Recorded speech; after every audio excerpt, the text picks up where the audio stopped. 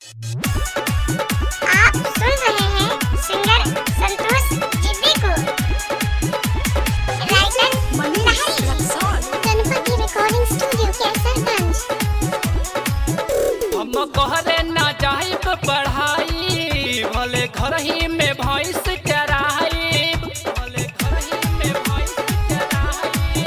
हम कहरे ना जाइब पढ़ाई, भले घर ही में भैंस चराई।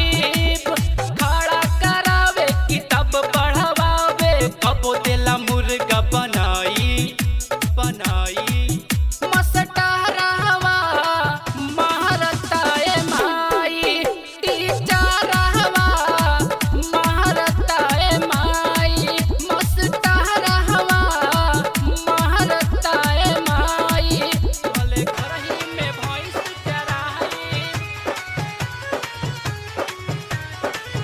भले घर ही में भैंस चराई। जब बड़ हो जाई बहो, बहरा कमाई बहो। जब बड़ हो जाई बहो, बहरा कमाई बहो।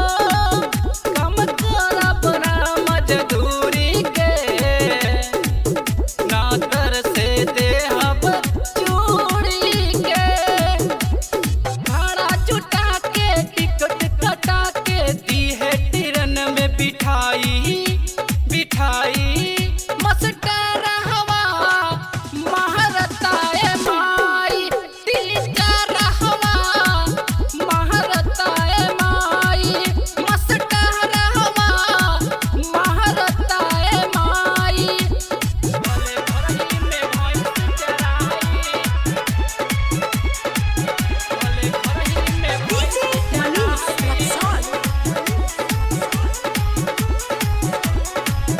पढ़ाई में कुछ ना बहा, केहू पढ़ के खुश ना बा।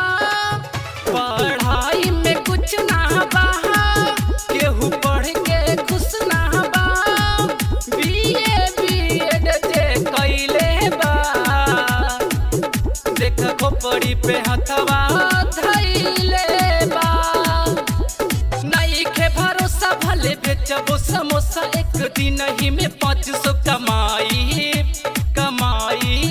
मस्टरवा महारताए माई, टीचरवा महारताए माई। मस्टरवा महारताए माई। Ganpati recording studio Kaiserganj.